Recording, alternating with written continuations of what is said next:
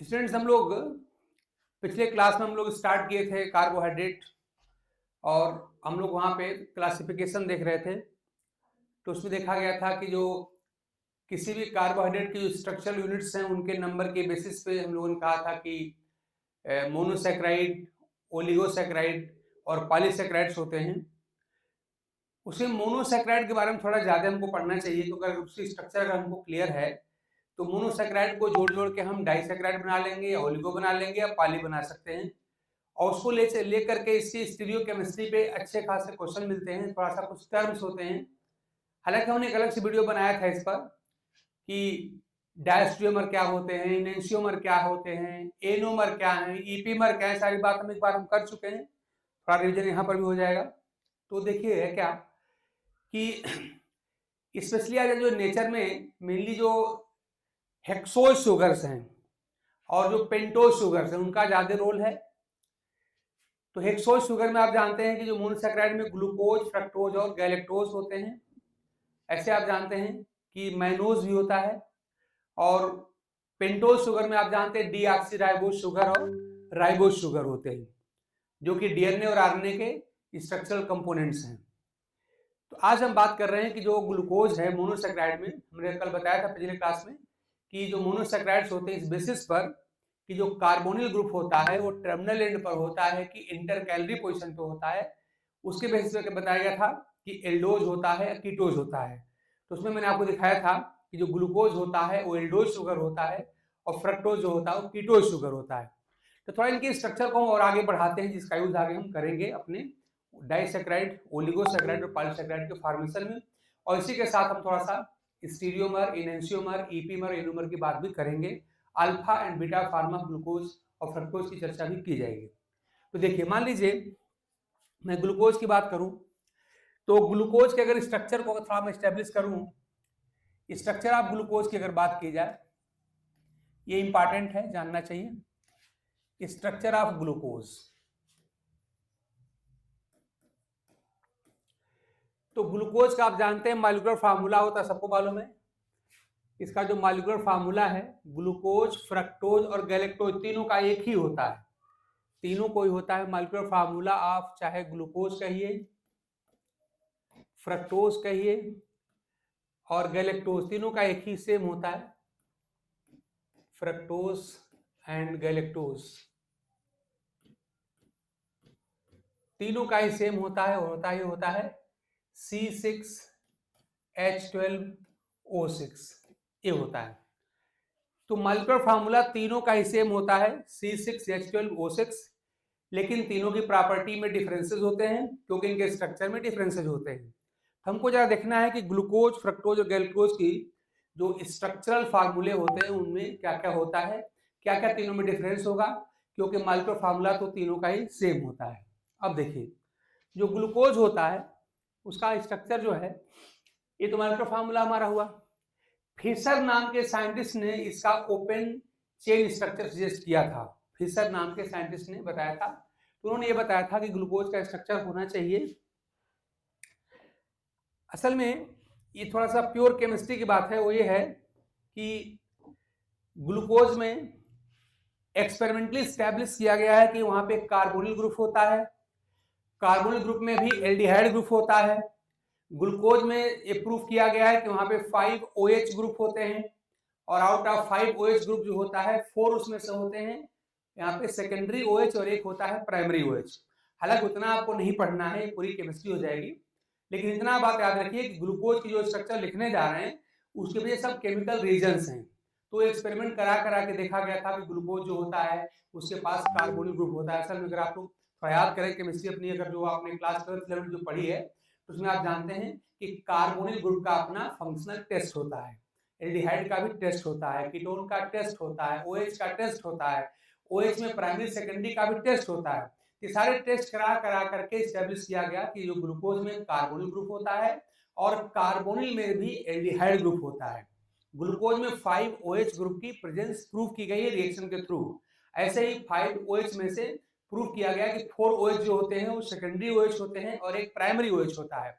मतलब ये सारी प्योर केमिस्ट्री की बात है, तो सब करना यहाँ उचित नहीं रहेगा, लेकिन आप याद रखिए जो भी स्ट्रक्चर यहाँ पे फिशर ने दिया है उसकी वजह क्या है, सब केमिकल रिएक्शंस हैं, उन्हीं रिएक्शन को करा करा के प्रूव किया गया है। तो उन सारे रिएक्शंस और टेस्ट को कराने के बाद ग्लूकोज की ये स्ट्रक्चर सामने आई, ये कि ग्लूकोज में क्या है, यहाँ पे एल्डिहाइड ग्रुप होता है, इसके बाद से ग्लूकोज में यहाँ पे 5 कार्बन और यहाँ पर होते हैं, और यहाँ पे जो ऑल द 5 कार्बन हैं उनमें OH ग्रुप होता है, यानी 5 यहाँ पे OH ग्रुप्स होते हैं। यहाँ पे होता है H और OH, और यहाँ पे C ऐसे OH और H और C, यहाँ पे H OH, एक और C H और OH, और लास्ट में CH2OH। ये देखिए, तो इसमें यहाँ देखिए आपको 5 OH दिखाई पड़ रहे हैं। तो आउट ऑफ जो 5 OH है उसमें से एक OH जो होता है, देखिए ये वाला, अगर आपको डिग्री ऑफ कार्बन, अभी मैं बताता हूँ डिग्री कैसे देखा जाता है। ये जो OH है ये सेकेंडरी OH है, ये OH भी सेकेंडरी 2 डिग्री है, ये भी 2 डिग्री है, ये भी 2 डिग्री है, और ये जो है यहाँ पर अकेले 1 डिग्री है। तो है क्या, ध्यान दीजिएगा, ये 2 डिग्री OH है, क्योंकि जिस कार्बन से ये लगा है OH वो 2 डिग्री का, भी हम डिग्री देखना बताते हैं। ये 2 डिग्री कार्बन से लगा, 2 डिग्री OH है, ये भी आपका 2 डिग्री OH होगा, सेकेंडरी OH होगा, ये भी सेकेंडरी OH है या 2 डिग्री OH है, ये भी 2 डिग्री OH है, ये वाला अकेले जो है 1 डिग्री OH है। अभी हम आपको डिग्री देखना बताते हैं कैसे डिग्री देखी जाती है। अब ये सब कुछ एक्सपेरिमेंटली प्रूव्ड है कि यहाँ पे 5 OH होते हैं, और सारे OH एक जैसे नहीं होते हैं, एक OH इसमें से जो होता है वो प्राइमरी होता है, और रिमेनिंग जो 4 OH होते हैं सब के सब सेकेंडरी होते हैं। ठीक, अच्छा, ये यहाँ पे फिशर फार्मूला, इसको कहते हैं हम लोग फिशर फार्मूला ऑफ ग्लूकोज। ये है फिशर आप जानते हैं, साइंटिस्ट हैं, फिशर फार्मूला ऑफ ग्लूकोज, ये ग्लूकोज है। अब देखिए, जो भी फार्मूला है, जो भी स्ट्रक्चर दी जाती है, उस स्ट्रक्चर की विशेषता होनी चाहिए कि उस मॉलिक्यूल की सारी प्रॉपर्टी को एक्सप्लेन करता हो।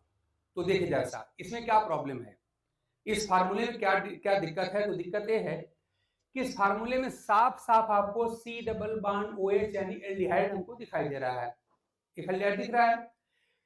अब देखिए, अगर किसी कंपाउंड के पास एल्डिहाइड ग्रुप होता है तो उसको सोडियम बाइसल्फाइड के साथ रिएक्शन करना चाहिए, याद रखिए, इसको रिएक्शन करना चाहिए, सोडियम बाइसल्फाइड ने HSO3 के साथ रिएक्शन करना चाहिए, लेकिन ग्लूकोज ये रिएक्शन नहीं करता।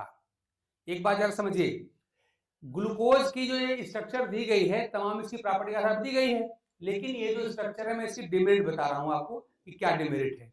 तो पहली डिमेरिट ये है कि जिस किसी कंपाउंड के पास फ्री एल्डिहाइड ग्रुप होता है उसको सोडियम बाइसल्फाइड के साथ रिएक्शन करना चाहिए, लेकिन ग्लूकोज ये रिएक्शन नहीं करता। दूसरी प्रॉब्लम क्या है कि एक होता है एल्डिहाइड के लिए टेस्ट होता है 2,4-DNP टेस्ट होता है। तो यहाँ पे 2,4-DNP एक टेस्ट होता है, और असल इसका फुल फॉर्म 2,4-डाइनाइट्रोफिनॉल। तो 2,4-डाइनाइट्रोफिनॉल से एल्डिहाइड रिएक्शन करते हैं, लेकिन ग्लूकोज ये टेस्ट नहीं देता। बस आप याद रख लीजिए कि ये स्ट्रक्चर में क्या प्रॉब्लम है, क्यों आप इसको कैंसिल करना चाहते हैं। तो जो यहाँ पे साफ साफ एल्डिहाइड ग्रुप जो दिखाई पड़ रहा है, तो जो एल्डिहाइड होते हैं वो 2,4-डाइनाइट्रोफिनॉल का रिएक्शन करते हैं, लेकिन ग्लूकोज ये रिएक्शन नहीं करता। यानी ये भी कह रहा है कि यहाँ जो स्ट्रक्चर आप लिख रहे हैं ये ठीक नहीं है। इसी प्रकार से याद रखिएगा, एक होता है सिर्फ रिएजेंट। तो जो सिर्फ रिएजेंट होता है, ये जो होता है ये ऑरेंज कलर का होता है, ये ऑरेंज कलर का होता है। तो अगर इसमें एल्डिहाइड अगर डाला जाए, कोई कंपाउंड अगर मिलाया जाए, तो इसका जो ये कलर है वो आ जाना चाहिए, लेकिन ग्लूकोज मिलाने पर ये कलर नहीं आता। तो 3 पॉइंट कम से कम आप याद रखिए कि ग्लूकोज की जो स्ट्रक्चर लिखी गई है, जो तमाम टेस्ट के बाद लिखी गई है, इसमें क्या प्रॉब्लम है, क्या डिमेरिट है। तो पहली डिमेरिट ध्यान दीजिएगा कि यहाँ पे C डबल बॉन्ड OH दिखाई पड़ रहा है, मतलब कि यहाँ पर एल्डिहाइड ग्रुप दिखाई पड़ रहा है। अगर एल्डिहाइड ग्रुप यहाँ पर प्रेजेंट है, याद रखिएगा, यानी कि अगर ग्लूकोज में एल्डिहाइड से फ्री फॉर्म में है तो इसको सोडियम बाइसल्फाइड का रिएक्शन करना चाहिए, एल्डिहाइड का कैरेक्टर होता है, लेकिन ये रिएक्शन नहीं करता ग्लूकोज। दूसरी बात कि कि यहाँ पे इसको 2,4 डाइनाइट्रोफिनाल से रिएक्शन करना चाहिए, वो भी ये नहीं करता। इसी प्रकार से सिर्फ रिएजेंट का कलर यहाँ पे इसको प्रोक्योर करना चाहिए, रिकवर करना चाहिए, नहीं करता। तो थोड़ा सा 3 पॉइंट आप कम से कम आप लोग याद कर लीजिएगा कि कौन कौन से कैरेक्टर हैं जिसके बेसिस पे आप कह रहे हैं कि ये स्ट्रक्चर ठीक नहीं है। अगर ये स्ट्रक्चर करेक्ट होती, यहाँ पे अगर एल्डिहाइड ग्रुप फ्री फॉर्म अगर होता तो ग्लूकोज के सब टेस्ट देने चाहिए, और ये सब टेस्ट ग्लूकोज चूंकि नहीं देता, इसी बेसिस पे कहा जा रहा है कि जो ग्लूकोज का जो फिशर फार्मूला है, जहां पे ये साफ साफ फ्री एल्डिहाइड ग्रुप दिखाई पड़ रहा है, ये नहीं होना चाहिए, और यही इस फार्मूले की डिमेरिट है, इसलिए इसको बदल दिया जाता है। ठीक है ना। एक और प्रॉब्लम ध्यान दीजिए, एक और प्रॉब्लम ये है, वो प्रॉब्लम मैं बताऊं आपको। देखो भाई, थोड़ी सी केमिस्ट्री की जाननी पड़ेगी। अगर आप लोग प्रीवियस ईयर के पेपर अगर आप देखें तो आपको लगेगा कि ग्लूकोज की या फ्रक्टोज की स्ट्रक्चर थोड़ा सा हमको ढंग से जानना चाहिए, मतलब उसकी केमिस्ट्री थोड़ी जाननी चाहिए। देखिए अगली बात क्या है, अगली बात यह है कि जो ग्लूकोज के हम स्ट्रक्चर लिखे थे वो स्ट्रक्चर आपकी ये थी, C डबल बॉन्ड O और यहाँ पे H C H OH C OH और H, यहाँ पे C H OH। आप लोग एक आध बार लिखेंगे आपको याद हो जाएगा, ये आपको स्ट्रक्चर मालूम होना चाहिए। और ये आपका हो गया CH2OH, ये हो गया। देखिए जैसा, अब मैं अगला इनके ऊपर मैं क्या आरोप लगा रहा हूं, मैं क्यों उसको मैं बदलना चाहता हूं, तो उसका रीजन ये है कि ये जो स्ट्रक्चर खाली बस ग्लूकोज का एक फॉर्म बता रही है, एक फॉर्म है। एक्चुअली नेचर में 2 तरह के ग्लूकोज होते हैं, एक होता है अल्फा डी ग्लूकोज और दूसरा होता है बीटा डी ग्लूकोज। नेचर में 2 तरह के ग्लूकोज पाए जाते हैं। अल्फा डी ग्लूकोज का जो मेल्टिंग पॉइंट होता है वो ये जो होता है ये 419 केल्विन होता है इसका मेल्टिंग पॉइंट, और इसका जो मेल्टिंग पॉइंट होता है आप याद कर लीजिएगा 423 के होता है।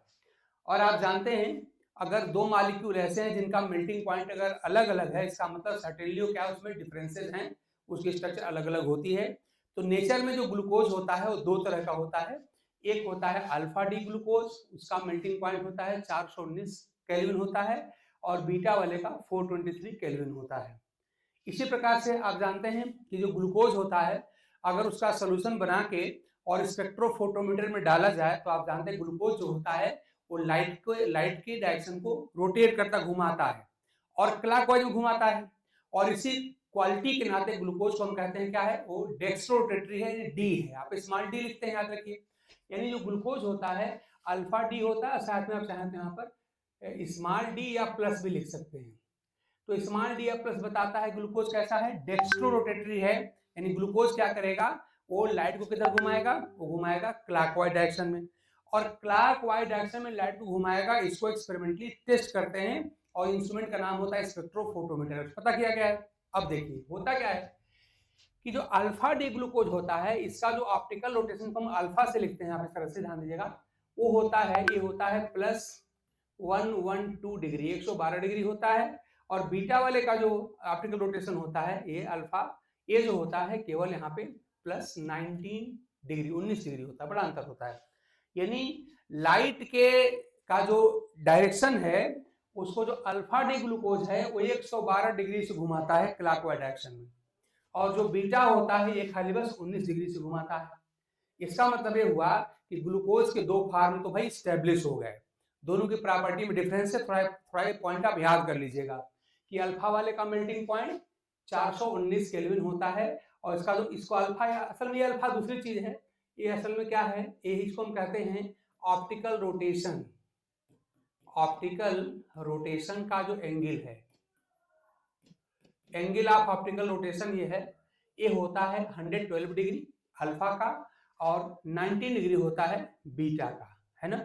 तो इस तरह से आप देख रहे हैं कि अल्फा और बीटा वास्तव में 2 अलग अलग फॉर्म हो गए, इनकी प्रॉपर्टी जो आप देख रहे हैं अलग अलग है, लेकिन जो फिशर का फार्मूला है इसमें ऐसा कोई क्लू नहीं दिखाई दे रहा है, ऐसा कोई लिंक नहीं दिखाई दे रहा है जिसके आधार पे हम कहें कि इसके 2 फॉर्म होते हैं, ठीक है ना। इसी प्रकार से एक बात आप और याद रखिएगा कि जब हम किसी भी एल्डिहाइड का एल्कोहल से रिएक्शन कराते हैं तो वहां पर एक कंपाउंड बनता है, उसका नाम होता है हेमी एसिटल।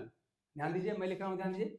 अगर मान लीजिए एल्डिहाइड है तो किसी एल्डिहाइड का अगर हम रिएक्शन कराते हैं, मान लीजिए हम कराते हैं मिथाइल एल्कोहल से, एल्कोहल से हम कराते हैं तो क्या बनता है, यहाँ पर हेमी एसिटल पहले बनता है, पहले बनता है हेमी, उसके बाद बनता है एसिटल। तो यहाँ पर हेमी एसिटल बनता है, आप लोग नाम याद रखिए, ज्यादा रिएक्शन चक्कर मत पड़िए, हेमी एसिटल बनता है। तो ग्लूकोज से जब रिएक्शन कराते हैं तो दो प्रकार के हेमी एसिटल बनते हैं, एक का नाम है अल्फा हेमी एसिटल, एक का नाम है बीटा हेमी एसिटल। तो इससे प्रूव होता है ग्लूकोज के दो फॉर्म होते हैं। तो आपको पहले याद करना है कि आखिर में इस स्ट्रक्चर में क्या प्रॉब्लम है, क्या गलती है। तो हमने जो इसके पहले जो रिएक्शन बताया वो तो आप याद रखें। एक पॉइंट आप और याद रखें, वो ये कि ग्लूकोज के नेचर में दो फॉर्म होते हैं, अल्फा फॉर्म और बीटा फॉर्म। दोनों की जरा प्रॉपर्टी आप याद कर लीजिएगा। अल्फा की प्रॉपर्टी जो होती है उसका मेल्टिंग पॉइंट 419 के होता है और इसका ऑप्टिकल रोटेशन का जो एंगल होता है 112 डिग्री का होता है क्लॉकवाइज डायरेक्शन में। जबकि दूसरा फॉर्म होता है, इसका जो मेल्टिंग पॉइंट है वो 423 केल्विन है और इसका जो ऑप्टिकल रोटेशन का एंगल है वो +19 डिग्री है, यानी 19 डिग्री घुमाता है क्लॉकवाइज डायरेक्शन में। ये आपको पॉइंट रटे होने चाहिए। इसी प्रकार से अगर किसी कंपाउंड में अगर एल्डिहाइड ग्रुप होता है और उसका रिएक्शन कराया जाता है मान लीजिए मिथाइल अल्कोहल से, तो ये जो कंपाउंड बनाता है उसका नाम होता है हेमी एसिटल। तो ग्लूकोज का जब रिएक्शन कराया जाता है तो दो प्रकार का हेमी एसिटल बनाता है, एक अल्फा एसिटल और एक बनाता है बीटा।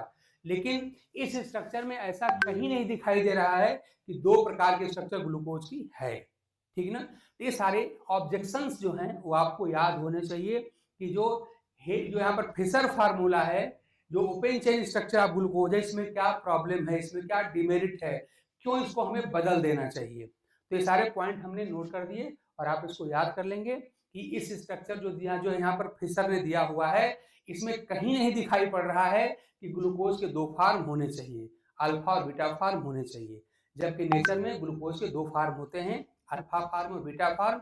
ये दोनों आपस में एनोमर कहलाते हैं, जो आगे आपको हम बताने वाले हैं।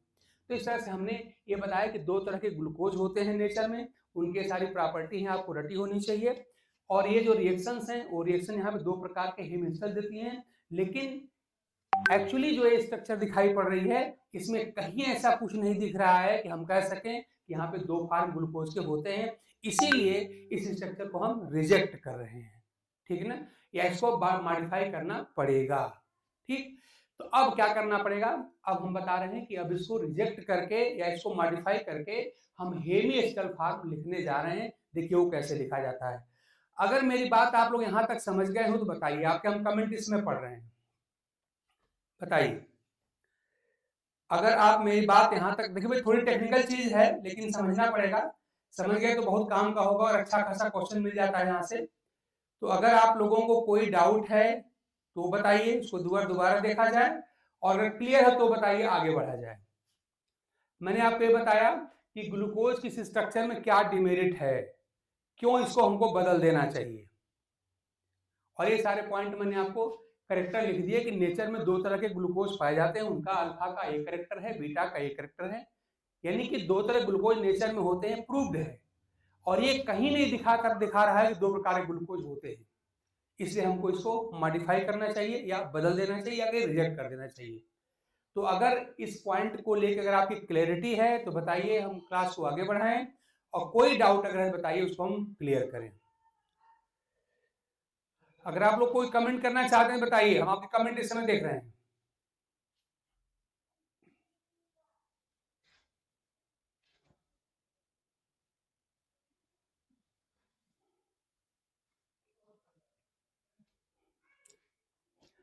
चलिए आगे बढ़ते हैं, आप लोग क्लियर है। अब देखिए इसमें हम बदलाव क्या करने जा रहे हैं, बदलाव किया जाएगा, हम यहाँ पे दो तरह के स्ट्रक्चर का होना यहाँ पर हम प्रूव करेंगे कि यहाँ पे दो तरह के स्ट्रक्चर जो है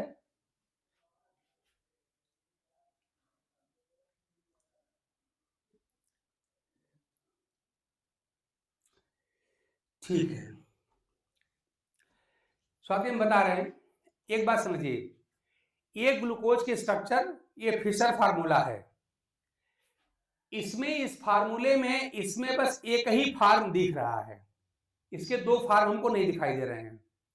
लेकिन नेचर में जो ग्लूकोज होता है वो दो रूपों में मिलता है। एक फार्म को अल्फा डी ग्लूकोज फार्म कहते हैं, दूसरे को बीटा फार्म कहते हैं। अल्फा का कैरेक्टर आप याद कर लीजिए। एक जो ग्लूकोज का फार्म है उसका मेल्टिंग पॉइंट 419 केल्विन होता है, और इसका जो ऑप्टिकल रोटेशन है, मतलब कितने डिग्री से लाइट को घुमाता है, तो क्लॉकवाइज में घुमाता है कितना, 112 डिग्री से। इसी ग्लूकोज का जो दूसरा फार्म है, हम बीटा फार्म कहते हैं, इसका मेल्टिंग पॉइंट आप रट लीजिएगा 423 केल्विन होता है, और ये लाइट को घुमाता है क्लॉकवाइज डायरेक्शन में खाली बस 19 डिग्री से। तो देखिए, ऐसे मॉलिक्यूल जिनका मेल्टिंग पॉइंट आपको अलग अलग दिखाई पड़ रहा है, जिसका डिग्री ऑफ ऑप्टिकल रोटेशन अलग अलग दिखाई पड़ रहा है, इसका मतलब सर्टेनली ये दो अलग अलग फार्म्स हैं। यानी नेचर में ग्लूकोज के दो फार्म पाए जाते हैं, इन प्रॉपर्टी के साथ ये स्टैब्लिश्ड है, ये प्रूव्ड है एक्सपेरिमेंटली। लेकिन जो ग्लूकोज की आपके सामने स्ट्रक्चर ये लिखी है, ये कहीं दो फार्म होने के बारे में नहीं बात कर रही है, ठीक है ना। तो क्या है कि ये तो प्रोपोजिशन खाली है, ये प्रोपोजिशन है, और ये तो रियल में एक्सपेरिमेंटेशन है ना। ये तो एक्सपेरिमेंट करके हम पाए हैं कि नेचर में दो तरह के ग्लूकोज होते ही होते हैं, उसमें से एक की प्रॉपर्टी ये लिखी गई है, दूसरे की प्रॉपर्टी ये लिखी गई है। मतलब ये प्रूव्ड है कि ग्लूकोज के दो फार्म होते हैं, उनके मेल्टिंग पॉइंट में डिफरेंसेस होते हैं और उनके ऑप्टिकल रोटेशन में डिफरेंसेस होते हैं। ये कंफर्म है, एक्सपेरिमेंटली प्रूव्ड है। लेकिन ये जो स्ट्रक्चर है ग्लूकोज की फिशर फार्मूला, ये कहीं नहीं दिखा रही कि दो फार्म होने चाहिए। तो एक्सपेरिमेंटली प्रूव्ड है कि दो फार्म होते हैं, ये सारी प्रॉपर्टी आपके सामने है, आप पढ़ रहे होंगे, और ये कहीं ऐसा दिखाई नहीं रहा है। इसका मतलब कि ये जो फार्मूला है वो हमारे इस दो तरह के ग्लूकोज को प्रूव नहीं कर रहा है, इसलिए हमको इसको बदलना चाहिए और हमको वो फार्मूला लिखना चाहिए जो दिखाए कि हाँ ग्लूकोज वास्तव में दो प्रकार का होता है, एक अल्फा होता है और एक बीटा होता है। इतनी सी बात है बस। तो ये हम एक्सपेरिमेंटली जानते हैं ग्लूकोज दो प्रकार के होते हैं, उनके मेल्टिंग पॉइंट में डिफरेंसेस हैं, उनके ऑप्टिकल रोटेशन में डिफरेंसेस हैं, लेकिन ये जो फार्मूला है कहीं नहीं बता रहा है कि दो तरह ग्लूकोज होते हैं। इसलिए फार्मूला इन एक्सपेरिमेंटल जो ऑब्जर्वेशन है इस पर सही नहीं उतर रहा है, खरा नहीं उतर रहा है, इसलिए इसको बदलना चाहिए। यानी हमको ग्लूकोज का किसी प्रकार से करके दो फार्म हमको अवश्य यहाँ पे प्राप्त करना है, इसलिए इस फार्मूले में बदलाव करना पड़ेगा। आई होप मेरी बात आप लोग समझ गए हैं कि दो प्रकार के ग्लूकोज का होना तय है, सारी प्रॉपर्टी हमको मालूम है, और ये कहीं नहीं बता रहे हैं कि दो फार्म होता है, इसलिए इस फार्म को हमको बदल देना चाहिए, ठीक है ना। आई होप मेरी बात अब आप समझ गए होंगे, सारी बात आपके सामने बोर्ड पर है भी, ठीक है स्वाति। चलिए आगे बढ़ते हैं।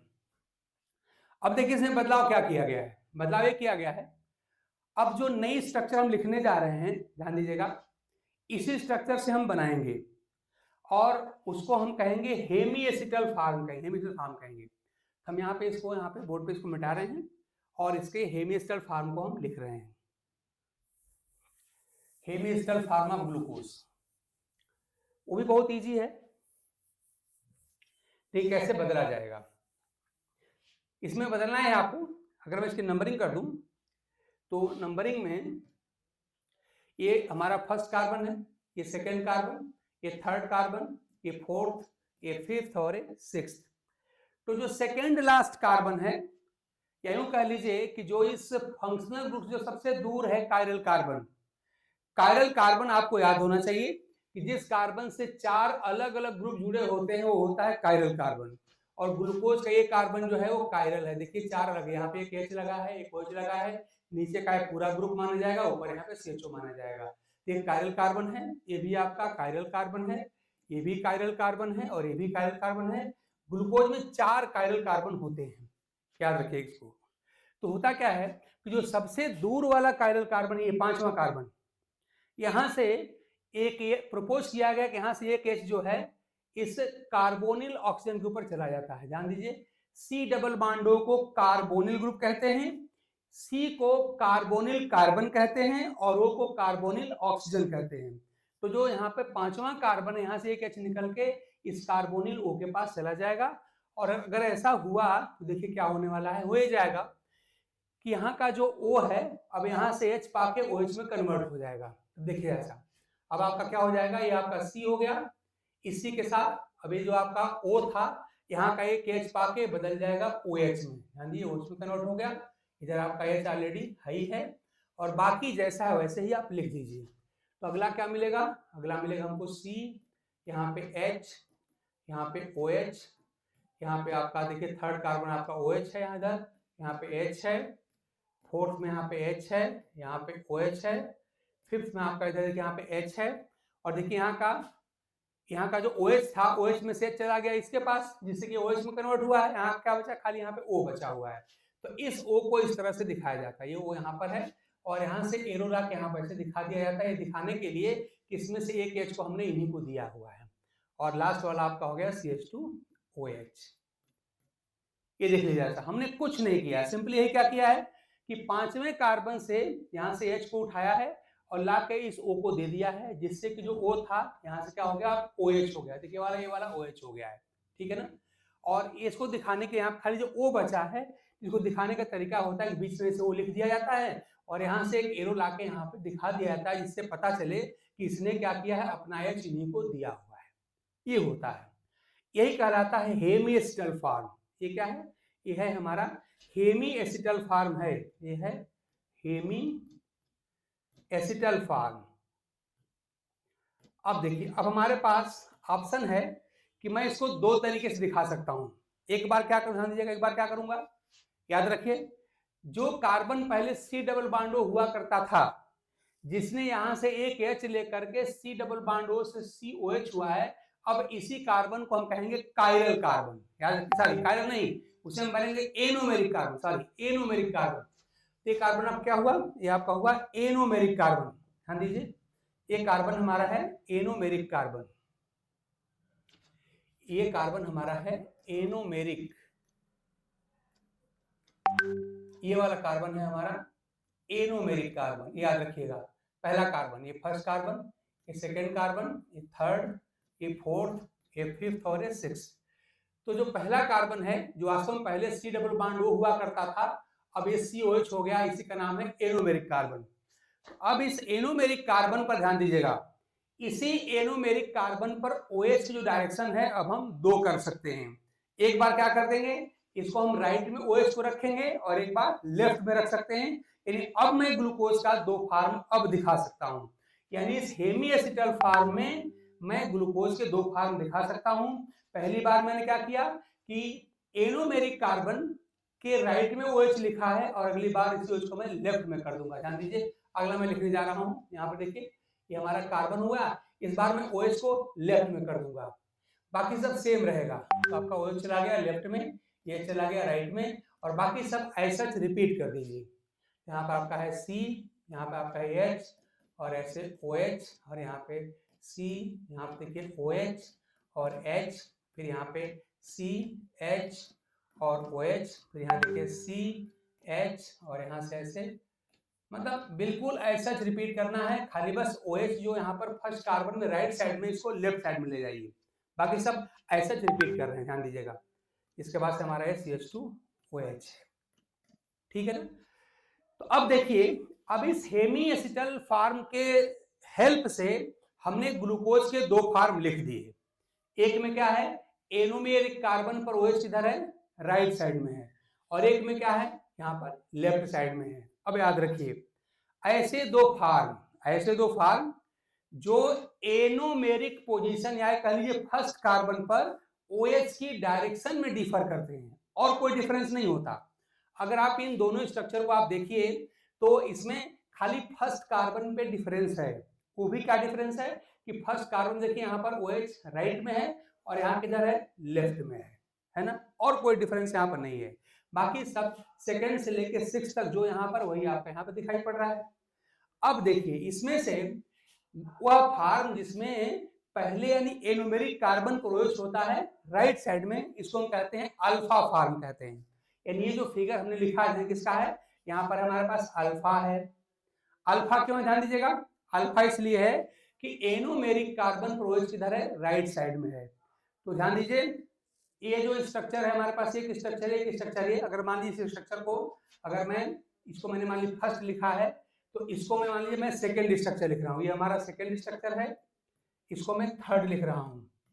तो अगर आप सेकेंड और थर्ड को कंपेयर करें तो इसमें खाली जो फर्स्ट कार्बन है उसी फर्स्ट कार्बन में OH के डायरेक्शन में अंतर है, और सेकेंड से लेके सिक्स तक जो यहाँ पर हमने स्ट्रक्चर नंबर सेकेंड में लिखा है वही हमने यहाँ पे थर्ड में लिखा है, कोई डिफरेंस नहीं है।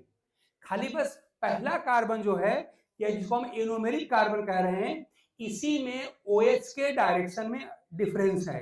पहले में OH आपका राइट साइड में है तो दूसरे में किधर है, लेफ्ट साइड में है। तो ऐसे मॉलिक्यूल, ध्यान दीजिए, ऐसे दो मॉलिक्यूल जो खाली एनोमेरिक पोजीशन पर OH के डायरेक्शन में डिफर करते हैं वो कहलाते हैं एनोमर।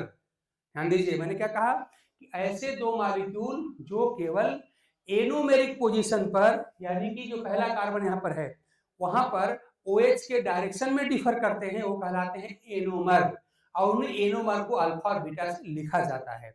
तो ऐसा एनोमर जिसमें एनोमेरिक पोजीशन पे OH जो होता है राइट साइड में होता है वो अल्फा फॉर्म कहलाता है, और जिसमें OH जो होता है वो लेफ्ट में होता है वो बीटा फॉर्म कहलाता है।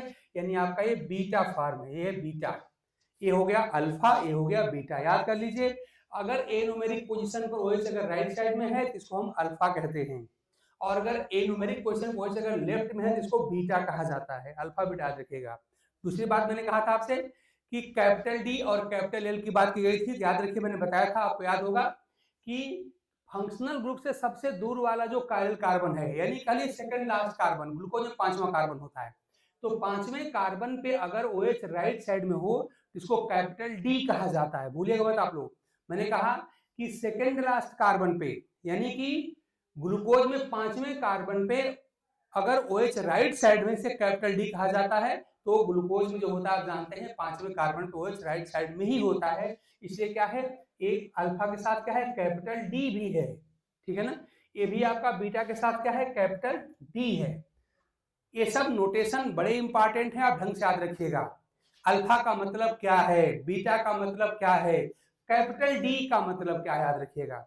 यही OH अगर पांचवें कार्बन का OH अगर दाहिने के बजाय अगर बाएं चला जाए तो वो कैपिटल एल कहलाएगा, याद रखिएगा। यानी कैपिटल डी और कैपिटल एल जो होता है वो क्या बताता है कि फंक्शनल ग्रुप से सबसे दूर वाला जो कायरल कार्बन है जिसको हम कहते हैं सेकेंड लास्ट कार्बन, तो इस सेकेंड लास्ट कार्बन पे OH की डायरेक्शन देखी जाती है। अगर ये OH अगर राइट साइड में है तो कैपिटल डी फॉर्म कहा जाता है, और यही अगर चला गया लेफ्ट में तो कैपिटल एल कहा जाता है।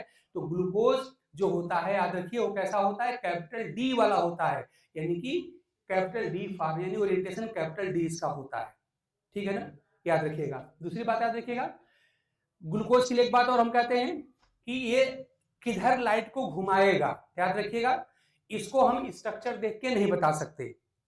अल्फा और कैपिटल डी या बीटा और कैपिटल डी हम देख के बता ले रहे हैं, लेकिन जो डायरेक्शन ऑफ ऑप्टिकल रोटेशन होता है वो हम देख के नहीं बता पाएंगे। इसके लिए क्या करना पड़ेगा, इसके लिए कंपाउंड का सोल्यूशन बनाया जाता है, सोल्यूशन बना करके स्पेक्ट्रोफोटोमीटर के ट्यूब में डाला जाता है, तो वहीं से यानी कि इंस्ट्रूमेंट की हेल्प से पता लगाते हैं कि ग्लूकोज या कोई भी कंपाउंड आपका है वो लाइट को वो रोटेट करता है कि नहीं करता है, और अगर करता है तो क्लॉक में करता है कि एंटी क्लॉक में करता है। मतलब ध्यान दीजिएगा, हम इस स्ट्रक्चर को देख के खाली यही बता सकते हैं कि लाइट को घुमाएगा। क्यों घुमाएगा, तो जिस कंपाउंड में कायरल कार्बन होते हैं और जिसमें इस कंपाउंड को दो इक्वल पार्ट में डिवाइड करने वाला प्लेन ऑफ सिमेट्री नहीं होता है, वो ऑप्टिकली एक्टिव होता है, ठीक है ना, ध्यान दीजिए। तो ग्लूकोज में देखिए एक नहीं बल्कि चार चार यहाँ पे कायरल कार्बन है, और इसमें ऐसा कोई स्ट्रक्चर नहीं है या ऐसा कोई प्लेन नहीं है जहां से मॉलिक्यूल के दो बराबर भाग कर दिए जाए। ध्यान दीजिएगा, किसी मॉलिक्यूल से गुजरने वाला वह प्लेन जो मॉलिक्यूल को दो बराबर भागों में डिवाइड कर दे, बांट दे, उसे कहते हैं प्लेन ऑफ सिमेट्री।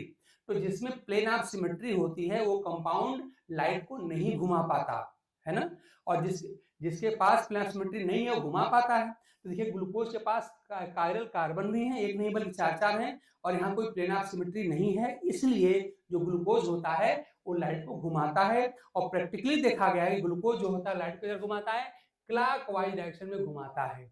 और ऐसे सारे कंपाउंड जो लाइट को असल में उससे कहते हैं हम लोग प्लेन पोलराइज्ड लाइट कहते हैं। है ना। तो जो पीपीएल को क्लॉकवाइज डायरेक्शन में घुमाते हैं उन्हें कहते हैं हम डेक्स्ट्रो रोटेटरी कहते हैं, और उसी को स्मॉल डी अथवा प्लस से लिखा जाता है। याद रखिए, अब हम उसको लिखने वाले हैं स्मॉल डी या प्लस से लिखते हैं। तो आप अपने ग्लूकोज को अब इस नोटेशन के साथ आप लिख रहे हैं, alpha capital D small D या प्लस ग्लूकोज, ठीक है ना। अल्फा का मतलब क्या है, मैं फिर रिपीट करूं, ध्यान दीजिएगा। अल्फा मतलब क्या है कि पहले कार्बन OH दाहिने दिशा में है, राइट साइड में है, इसलिए अल्फा है। फिर कैपिटल डी का मतलब क्या हुआ कि ग्लूकोज के ओपन चेन स्ट्रक्चर में जो 5वें कार्बन पे OH है वो दाहिने तरफ है। ध्यान दीजिए, अल्फा के लिए पहले कार्बन पे चेक करते हैं और कैपिटल डी के लिए 5वें कार्बन पे चेक किया जाता है। ये बात आप ढंग से याद कर लीजिए। 5वां मतलब कि कोई कंपाउंड होगा तो सेकेंड लास्ट कार्बन पे कैपिटल डी और कैपिटल के लिए चेक किया जाता है। यहाँ पे स्मॉल डी और स्मॉल एल के लिए हम देख के फार्मूला नहीं बता पाएंगे, उसके लिए आपको सोल्यूशन बना करके स्पेक्ट्रोफोटोमीटर में डालना पड़ेगा। तो उस मशीन से चेक किया जाता है कि आपका जो कंपाउंड है वो लाइट को क्लॉक में घुमाता है कि एंटी में घुमाता है। तो जो हमने यहाँ पे स्मॉल डी लिखा है इसका मतलब है डेक्स्ट्रो रोटेटरी, मतलब कि जो ग्लूकोज होता है वो लाइट को क्लॉकवाइज डायरेक्शन में घुमाता है, और क्लॉकवाइज में घुमाता है हम इस फार्मूले को देख के नहीं बता पाएंगे। इसके लिए मैंने आपको बार बार कहा है, इसके लिए स्पेक्ट्रोफोटोमीटर एक इंस्ट्रूमेंट होता है, उसी की मदद से पता किया जाता है और उसी को स्मॉल डी या प्लस से लिखा जाता है, ठीक है ना। तो ग्लूकोज में पता लगा, हाँ अल्फा और बीटा हम पता कर लेते हैं। मैं फिर बोलूं, अल्फा बीटा कहाँ चेक करेंगे, पहला कार्बन चेक करेंगे। पहले कार्बन पे अगर OH अगर राइट साइड में है तो आपका अल्फा फॉर्म कहलाएगा, और अगर यहाँ पे OH अगर लेफ्ट में है तो बीटा फॉर्म कहलाएगा। तो ग्लूकोज का अल्फा फॉर्म है, ग्लूकोज का बीटा फॉर्म है। कैपिटल डी कैसे चेक होगा, तो 5th कार्बन पे, सेकंड लास्ट कार्बन पे OH की दिशा देखी जाती है। अगर राइट साइड में है तो कैपिटल डी होता है। तो ग्लूकोज के 5th कार्बन पे OH जो होता है राइट डायरेक्शन में होता है, इसलिए क्या है, कैपिटल डी है, ठीक है ना, कैपिटल डी होता है। लेकिन जिन शुगर में यहाँ पे 5वें कार्बन पे यानी कि सेकंड लास्ट कार्बन पे OH अगर आपका लेफ्ट में होगा तो उसको कैपिटल एल कहिएगा। तो राइट साइड में कैपिटल डी, लेफ्ट साइड में कैपिटल एल कहा जाता है, ठीक ना। ये बात आप हो गया, कैपिटल डी है और स्मॉल डी का मतलब हो ही गया। स्पेक्ट्रोफोटोमीटर की मदद से हमने प्रूव किया है, या देखते हैं, हम पहचानते हैं कि ग्लूकोज जो होता है क्या करता है, लाइट को क्लॉकवाइज डायरेक्शन में घुमाता है। तो इस तरह से ग्लूकोज के 2 फॉर्म हमारे सामने आ गए, एक अल्फा डी ग्लूकोज, एक हमारा बीटा डी ग्लूकोज। तो आपका बीटा डी और साथ में यहाँ पे डी या प्लस ग्लूकोज कहते हैं। अब इस बात को जरा सा ढंग से आप लोग समझ लीजिए कि इस अल्फा का मतलब क्या है, बीटा का मतलब क्या है, कैपिटल डी का मतलब क्या है, स्मॉल डी का मतलब क्या है। ये सारे नोटेशन आपके क्लियर हुए कि नहीं हुए? अगर किसी को भी डाउट है बताइए, क्योंकि ये बहुत इंपॉर्टेंट चीज होती है। एनोमर क्या होता है, आप समझ गए कि नहीं समझ गए, ढंग से बताइए। देखो भाई, बात यहाँ पर हो रही है CSIR लेवल की, तो थोड़ा सा तो लेवल उठाना ही पड़ेगा, और ये सब तो सामान्य बात है, ऐसी कोई बात नहीं है, हमने सारी बात आपको बता दी है। तो आप ढंग से देख लीजिए, खुद अपने मन से सोचिए कि अल्फा का मतलब क्या है, बीटा का मतलब क्या है, कैपिटल डी कब कहेंगे, कैपिटल एल कब कहेंगे, स्मॉल डी कब कहेंगे, स्मॉल एल कब कहेंगे, ये मैंने आपको सब बता दिया। अगर अभी भी कोई क्वेश्चन या डाउट किसी को बताइए। हमने ग्लूकोज के 2 फार्म आपको दिखा दिए कि ग्लूकोज के 2 फार्म होते हैं, और ये सब हेमी फार्म होते हैं। अल्फा और बीटा क्या होते हैं, हेमी फार्म में ग्लूकोज होते हैं। तो ढंग से आप लोग देख लीजिए। देखो भाई, कोई भी बुक पढ़ेंगे तो आपको इतना क्लियर, आपके जितने भी रेफरेंस बुक्स हैं आप देख लीजिएगा। आजकल सबके पास PDF होता है, चाहे बुक ही होती है, किसी बुक में इसे समझाया नहीं गया है, आप पढ़ के देख लीजिएगा। आई होप कि अब आपके सामने कोई डाउट होना नहीं चाहिए। अल्फा का क्या मतलब है, बीटा का क्या मतलब है, कैसे पहचानते हैं, कैपिटल डी क्या है, कैपिटल एल क्या है, स्मॉल डी क्या है, स्मॉल एल क्या है, ये हमने सब आपको बता दिया। अगर अब भी किसी को कोई डाउट है तो बताइए, हम इसे दोबारा हम आपको समझाने की कोशिश करें, नहीं तो फिर आगे बढ़े। थोड़ा आप लोग कमेंट जल्दी जल्दी किया करिए, हालांकि थोड़ा टाइम लैग होता है कमेंट करने में, लेकिन थोड़ा अगर जल्दी करेंगे तो टाइम बचेगा अपना। मेरे क्लास के बाद आपको उस टॉपिक का मास्टर हो जाना चाहिए, मास्टर। और मास्टर का मतलब टीचर नहीं होता, मास्टर का मतलब होता है कि आप उसके इंचार्ज हो गए, आपको उस टॉपिक पे फुल कमांड हो गया, ठीक है ना। तो मैं प्रयास यही करता हूं कि एक एक बात आपको एक्सप्लेन कर दिया जाए। ठीक है, उर्वशी का क्लियर है भाई? और किसी का? खुद अपने से क्वेश्चन पूछिए, अल्फा का मतलब क्या है, बीटा का मतलब क्या है, कैपिटल डी क्या है, कैपिटल एल कब बोलेंगे, स्मॉल डी क्या है, स्मॉल एल क्या है। इतनी बात अगर आप समझ गए, एनोमर क्या होते हैं अगर आप समझ गए, तो हमारा अब तक इतना बोलना पढ़ाना मेरा आई थिंक हो गया, क्या हुआ कहते हैं हिंदी में, सार्थक हो गया। ठीक है ना, तो आगे बढ़ा जाए। अब आप अल्फा बीटा में कोई डाउट नहीं करेंगे, कैपिटल डी कैपिटल एल, मैं फिर एक बार अपनी तरफ रिपीट कर दे रहा हूं, ध्यान दीजिएगा। फंक्शनल ग्रुप से सबसे दूर वाला जो आपका होता है कायरल कार्बन, बुक में लिखा मिले क्या, farthest chiral carbon from the functional group, वो जनरली सेकेंड लास्ट कार्बन होता है। तो सेकेंड लास्ट कार्बन पे OH की दिशा देखी जाती है। अगर ये OH अगर सेकेंड लास्ट कार्बन पे राइट में है तो कैपिटल डी कहेंगे, और यही अगर मान लीजिए राइट की बजाय अगर लेफ्ट में होता तो कैपिटल एल कहते। तो ग्लूकोज क्या है, कैपिटल डी होता है। ठीक ना, ये बात कोई डाउट नहीं होगा। अब अल्फा बीटा कहाँ चेक करेंगे, तो ध्यान दीजिए कि जहां पे एक कार्बोनिल आपका पहले कार्बन पे होता है ग्लूकोज में, तो पहले कार्बन पे चेक किया जाता है। अगर OH राइट साइड में है तो इसको अल्फा कहते हैं, पहले कार्बन पे, और यही अगर पहले का OH अगर आपका लेफ्ट साइड में है तो इसको बीटा कहा जाता है। तो ग्लूकोज के दो फार्म हो गए, पहले कार्बन को OH अगर राइट साइड में है तो आपका अल्फा फार्म हो गया, और अगर ही चला गया अगर आपके लेफ्ट में तो आपका ये बीटा फार्म हो गया। ये भी आपका हो गया। अगली बात मैंने क्या कहा कि यहाँ पे स्मॉल डी और कैपिटल डी की बात किया गया, तो स्मॉल डी और कैपिटल डी को हम ये स्ट्रक्चर देख के नहीं बता पाएंगे, इसके लिए क्या किया जाता है, प्रैक्टिकल करना पड़ता है। कंपाउंड का आपको मिक्सचर बनाना पड़ता है रियल में, और स्पेक्ट्रोफोटोमीटर के हेल्प से ये पता किया जाता है कि वो कंपाउंड जो है लाइट को यहाँ पे रोटेट करेगा कि नहीं करेगा, तो इसको प्रैक्टिकली देखा जाता है। तो हम आपसे कह रहे हैं कि जो स्मॉल डी और कैपिटल डी, स्मॉल डी और स्मॉल एल होता है, इसके लिए क्या करते हैं, इसको हम स्ट्रक्चर देख के एक्सप्लेन नहीं कर पाएंगे, इसके लिए प्रैक्टिकल करना होता है। क्या करना होता है, कंपाउंड का सोल्यूशन बनाइए, इसको स्पेक्ट्रोफोटोमीटर के इंस्ट्रूमेंट के ट्यूब में डाल दीजिए, और जब उसको ऑन करेंगे तो अगर आपको जो ये दिखाई पड़े कि कंपाउंड जो है लाइट को क्लॉकवाइज में घुमा रहा है, तो उस कंपाउंड को डेक्स्ट्रो रोटेटरी कहा जाता है, और उसी को स्मॉल डी या प्लस से लिखा जाता है। यानी कि एक्सपेरिमेंटली ये फाइंड किया गया है कि जो ग्लूकोज होता है वो प्लेन पोलराइज लाइट के प्लेन को क्लॉकवाइज में घुमाता है। मतलब स्मॉल डी और स्मॉल एल जो होता है ये प्रैक्टिकली फाइंड किया जाता है। तो प्रैक्टिकली फाइंड किया कि ग्लूकोज जो होता है लाइट को क्लॉकवाइज दिशा में घुमाता है, और अगर क्लॉक में घुमाएगा इसे कहा जाएगा डेक्स्ट्रो रोटेटरी, और उसी को यहाँ पे स्मॉल डी से लिखा जाता है। इसी प्रकार जब हम फ्रक्टोज पढ़ेंगे तो वहां पर हम स्मॉल एल लिखेंगे, क्यों, क्योंकि फ्रक्टोज का अगर सोल्यूशन बना करके और स्पेक्ट्रोफोटोमीटर के ट्यूब में डाला जाए तो क्या करेगा, आपको इंस्ट्रूमेंट से पता चलेगा कि जो फ्रक्टोज है वो लाइट को किधर घुमाता है, एंटी क्लॉकवाइज डायरेक्शन में घुमाता है। तो जब हम फ्रक्टोज की स्ट्रक्चर लिखेंगे तो वहां पे हम स्मॉल एल लिखेंगे। यहाँ जो ग्लूकोज में स्मॉल डी लिखा है, फ्रक्टोज में स्मॉल एल लिखा जाएगा।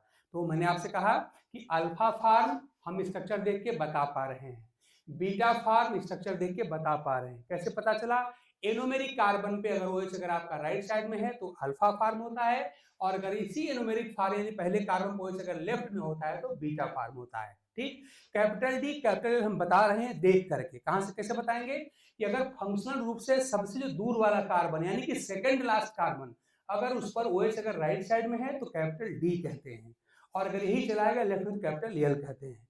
लेकिन मैं फिर रिपीट करूं कि स्मॉल डी और स्मॉल एल किसी का स्ट्रक्चर देख के नहीं बताया जा सकता, खाली यही बताया जा सकता कि कंपाउंड आपका ऑप्टिकली एक्टिव है कि नहीं है, मतलब कि लाइट को घुमाएगा कि नहीं घुमाएगा, किस दिशा में घुमाएगा, इसके लिए आपको प्रैक्टिकल करना पड़ेगा, और उसके लिए कौन सा इंस्ट्रूमेंट है, स्पेक्ट्रोफोटोमीटर है। ठीक, आई होप कि अब आप लोग इसके बिल्कुल मास्टर बन गए होंगे और कहीं किसी कोई डाउट होगा नहीं। अब आप खुद बता सकते हैं स्ट्रक्चर देख करके ये अल्फा है कि बीटा है कि कैपिटल डी है कि कैपिटल एल है, लेकिन स्मॉल डी स्मॉल एल मैं फिर कहूं कि नहीं बता सकते, उसके लिए आपको अपने इंस्ट्रूमेंट स्पेक्ट्रोफोटोमीटर का यूज करना पड़ेगा। ठीक, तो चलिए आप लोग कह रहे हैं सही है। स्वाति देखो भाई, बाकी लोगों का भी कोई डाउट अगर है तो आप कमेंट करिए, क्योंकि अब बहुत ज्यादा मैं नहीं बोल सकता, लेकिन आप खुद ही जितने भी, अब देखिए यूट्यूब पे सब पूरे ऑल इंडिया के सारे क्लास के वीडियो अवेलेबल है, तो आप लोग चाहें तो हमारे क्लास के बाद किसी और भी मेंटोर की वीडियो आप देख सकते हैं, आप वहाँ खुद कंपेयर कर लीजिएगा कि कितना क्लैरिटी कौन दे पा रहा है। ऐसे ही आपके पास जो बुक्स अवेलेबल उनको पढ़ के देख लीजिएगा कितना क्लैरिटी होती है, कंपेयर करिए। कंपेयर करने के बाद तब आप बताइए, तब हमारा आप वहाँ पर रेटिंग करिए कि हम आपको जो बता रहे हैं वो क्या है, कैसा है। बाकी अपने मुँह से कहना कुछ ठीक नहीं है, लेकिन आप लोग कंपेयर ज़रूर करें। मेरा आप लोगों से एक एडवाइस है कि आप ऑल इंडिया में जितने लोग भी बायोकेमिस्ट्री पढ़ा रहे हैं, आप उनके लेक्चर देख लीजिए और हमारे लेक्चर देख लीजिए, कंपेयर आप करके खुद पता कर लीजिए कि किसका अच्छा है। जिसका अच्छा उसी से पढ़िएगा, हमसे पढ़ना एडवाइसेबल नहीं है। जो बेस्ट है उसके साथ पढ़िए, सीधी सीधी बात है।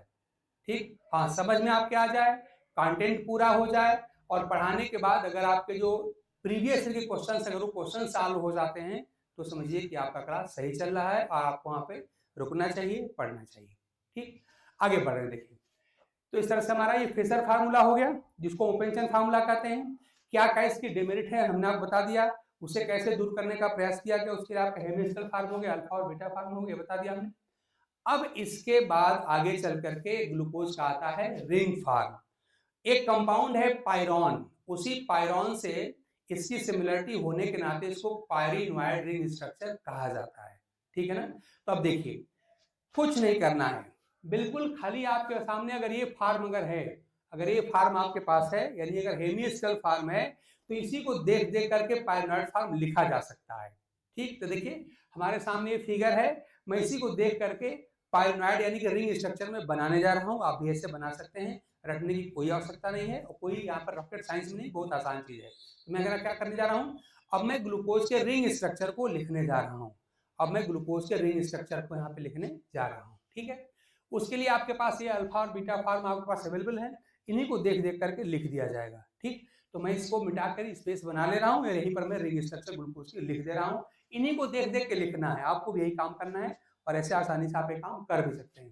तो अब मैं क्या करने जा रहा हूँ, रिंग स्ट्रक्चर ऑफ ग्लूकोज मैं बनाने जा रहा हूँ और आप भी ऐसे ही आसानी से बना लेंगे, कोई अलग से आपको नहीं कुछ पढ़ना पड़ेगा। ठीक है ना। तो मैं करने जा रहा हूँ क्या, रिंग स्ट्रक्चर ऑफ ग्लूकोज, उसको कहते हैं पायरिनोइड रिंग स्ट्रक्चर, क्योंकि पायरान एक कंपाउंड से सिमिलरिटी होने के नाते इसको पायरिनोइड फॉर्म कहा जाता है। देखिए मैं यहाँ पे पायरिनोइड या रिंग स्ट्रक्चर ऑफ ग्लूकोज की बात आप कर रहा हूं, मैं रिंग स्ट्रक्चर ऑफ ग्लूकोज, और इसको पायरिनोइड रिंग स्ट्रक्चर कहा जाता है पायरॉन से सिमिलरिटी होने के नाते। देखिए आप क्या करेंगे, बड़ी सिंपल सी बात है, आप यहां पर इस तरह से ऐसे एक रिंग बना लीजिए, ये ऑक्सीजन ध्यान दीजिएगा, इस तरह से ऐसा आप एक रिंग बना लीजिए, ये ऐसे हॉरिजॉन्टली प्लेस कर लीजिए।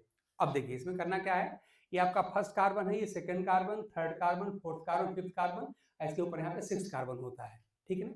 चलिए मैं उसको लिख दे रहा हूँ, ये आपका ये फर्स्ट कार्बन हुआ, ये सेकंड हुआ, ये थर्ड है, ये फोर्थ है, ये कार्बन आपका ये फोर्थ है, ये फिफ्थ कार्बन है, और इसी के ऊपर यहाँ पे सिक्स कार्बन है दिखाया जाता है।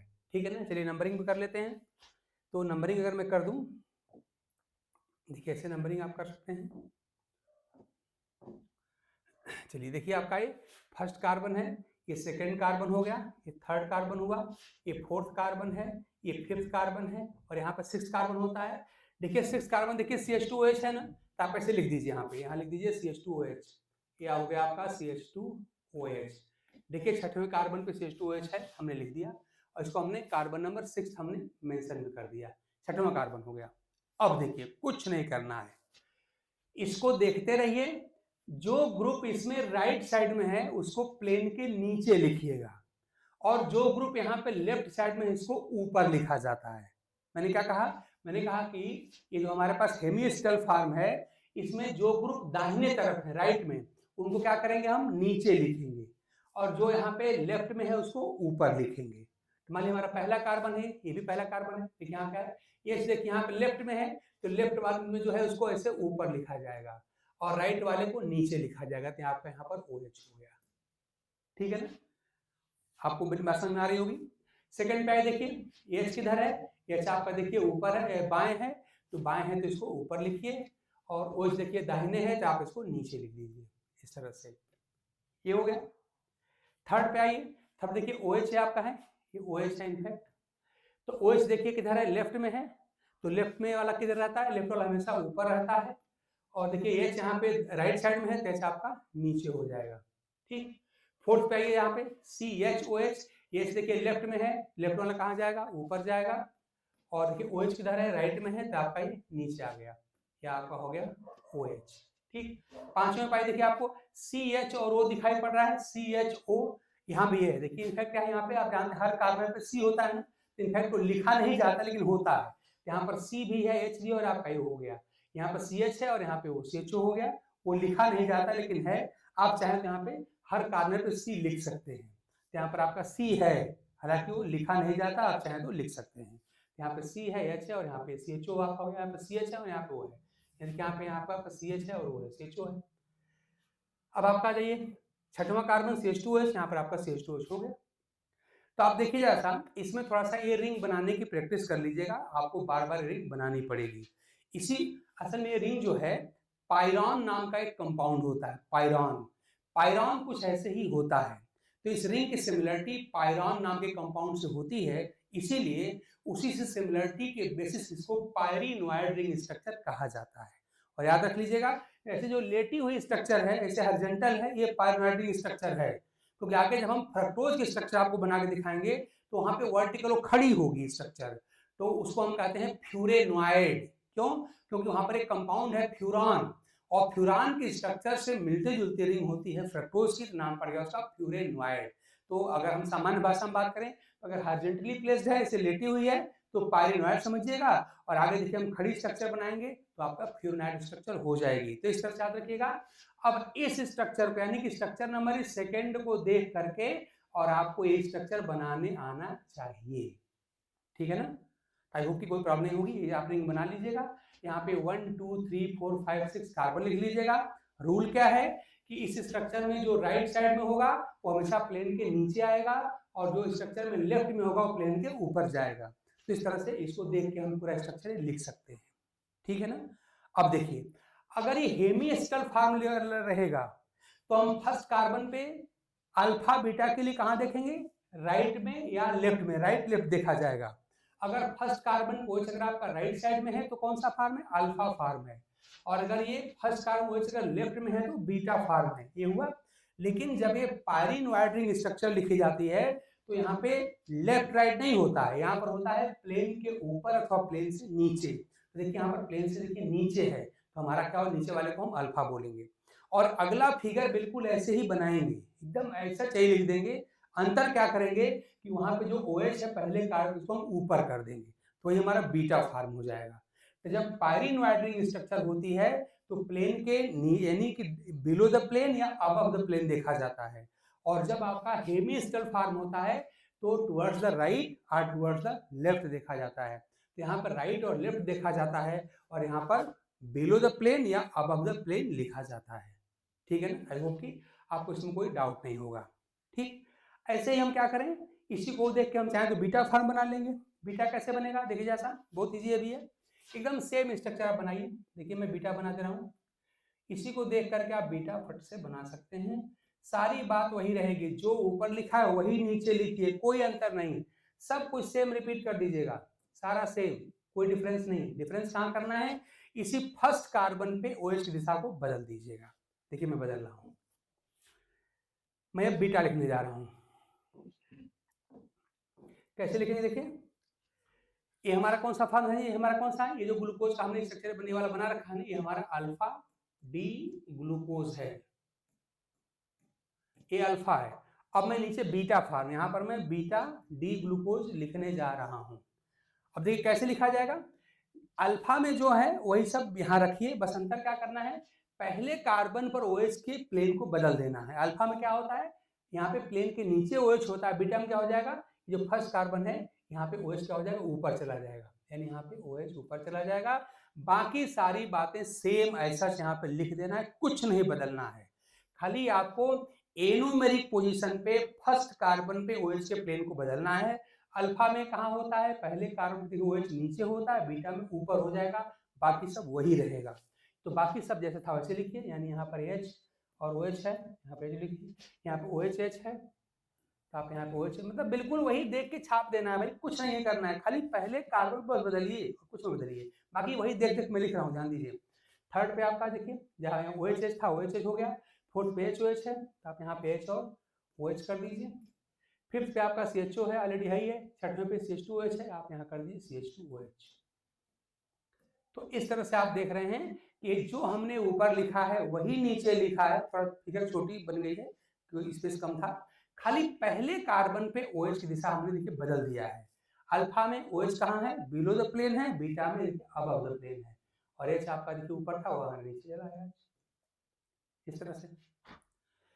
तो आई थिंक कि अब आप लोग इस हेमिस्टल फॉर्म में अल्फा बीटा समझ गए, और हेमिस्टल को हम पायरिनॉइड रिंग में कैसे बदलते हैं ये भी अब आपको कोई डाउट होना नहीं चाहिए।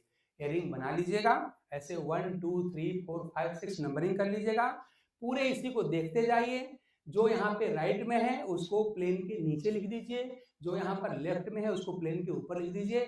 इसी को देख देख के आपने यही लिख दिया है, तो आपको रटने की कोई आवश्यकता नहीं पड़ेगी। इसकी कहाँ जरूरत पड़ेगी, तो जब हम मोनोसैकेराइड को जोड़ जोड़ के जब हम डाइसैकेराइड बनाएंगे तब इसकी जरूरत पड़ेगी। ग्लाइकोसिडिक बांड का बनना दिखाने के लिए इसकी जरूरत आपको पड़ेगी। इसी प्रकार से पॉलीसैकेराइड बनाया जाएगा वहां इसकी जरूरत पड़ेगी, मतलब इसकी ज्यादा जरूरत पड़ती है। तो इस तरह से हमने आज कल से शुरू किया था और आज तक मिला करके हमने ग्लूकोज की स्ट्रक्चर स्टैब्लिश कर दी। हमने मॉलिक्यूलर फार्मूला से स्टार्ट किया था। मॉलिक्यूलर फार्मूला क्या होता है, C6H12O6 होता है, वही ग्लूकोज का है, वही फ्रक्टोज का है और वही गैलेक्टोज का भी होता है, लेकिन आगे चल करके अंतर हो जाते हैं। फिर हमने ग्लूकोज की सारी स्ट्रक्चर आपको दिखा दी। फिशर फार्मूला क्या होता है, फिशर फार्मूले की डिमेरिट क्या होती है मैंने सारा बता दिया, बोर्ड पे सब लिखा था मैटर, आप रिवाइज करके देख लेंगे, याद कर लेंगे। फिर उस डिमेरिट को दूर कैसे किया गया, हेमिस्टल फार्म क्या होता है, अल्फा कब बोलेंगे, बीटा कब बोलेंगे, और फिर हेमिस्टल फार्म के हेल्प से ये पायरिनॉइड रिंग स्ट्रक्चर कैसे लिखी जाती है, यहाँ पर हम कैसे अल्फा पता करेंगे, कैसे बीटा पता करेंगे, एनोमर क्या होते हैं, अल्फा क्या है, बीटा क्या है, कैपिटल डी क्या है, कैपिटल एल क्या है, स्मॉल डी क्या है, स्मॉल एल क्या है, सारी बात मैंने आपको बता दिया। अगर इसके बाद भी कोई डाउट किसी को हो तो आप तुरंत पूछिए, इसमें आपके हम कमेंट देख रहे हैं, हम फिर दोबारा आपको बता देते हैं। नहीं तो इस वीडियो को थोड़ा सा आप लोग हमारे क्लास के बाद फिर दोबारा भी वीडियो अपलोड हो जाएगा, तो आप लोग देख करके एक दो बार फिर रिवीजन कर लीजिएगा और खुद से क्वेश्चन पूछिए। खुद देखिए, जो सेल्फ क्वेश्चनिंग होती है, self questioning and self answering, इस बात का इन्हें असेसमेंट करने का बेस्ट तरीका होता है। खुद से पूछिए, अल्फा क्या है, बीटा क्या है, कैपिटल डी क्या है, कैपिटल एल क्या है, स्मॉल डी क्या है, स्मॉल एल क्या है, डेक्स्ट्रो रोटेशन क्या है, लीवर रोटेशन क्या है, कायरल कार्बन क्या है, एनोमर क्या है, सब आप अपने खुद से क्वेश्चन पूछिए। और ये क्वेश्चन से अगर आपने क्वेश्चन किया और आपका ब्रेन अगर आंसर दे लिया, इसका मतलब आपका तैयार हो गया। नहीं हो पाता है तो आप उसको हमसे पूछिए, बुक्स में ढूंढिए, लेक्चर में देखिए, सब आपको मिल जाएगा। ठीक है, तो बताइए, अगर आप में से किसी को कोई डाउट अगर है, हमने टर्म बार बार कहा है, आपसे मैंने क्वेश्चन डाउट पूछने के लिए कहा है, तो अगर इन बातों में कोई डाउट हो किसी को, सारी स्ट्रक्चर कैसे कन्वर्ट हो रही दूसरे में, सारी बात आपके सामने है, अभी भी सामने बोर्ड पे दिख रहा है। अगर आपको एक स्ट्रक्चर को दूसरे में बदलने में कोई अगर प्रॉब्लम है बताइए, इसको रटने की कोई आवश्यकता नहीं है, बस इसको देखते रहिए, इसको देख के लिखते रहिए, बस आसानी से। अगर आप ये कर पा रहे हैं तो समझिए आपने बहुत अच्छी बात यहाँ पे सीख लिया है, जो आपके ढेर सारा आगे काम आने वाला है बायोकेमिस्ट्री ऑफ कार्बोहाइड्रेट पढ़ने में, समझने में। बताइए, कोई डाउट अगर किसी को हो तो। इस समय हम आपके कमेंट पढ़ रहे हैं भाई, अगर किसी का कोई डाउट है तो बताइए, उसको मैं क्लियर कर दूं, क्योंकि हमारा कोई डाउट नहीं है, आप जितना क्वेश्चन पूछेंगे हम सब बता देंगे। हम जो भी टॉपिक पढ़ाने आते हैं यहाँ पे आपके सामने, उस टॉपिक पे हमको मास्टर लेवल कमांड होता है, तभी हम पढ़ाने आते हैं। हमारी ये मेरिट है, डिमेरिट समझ लीजिए। इसलिए जितना क्वेश्चन पूछेंगे सब बता देंगे हम, हमको सब आता है।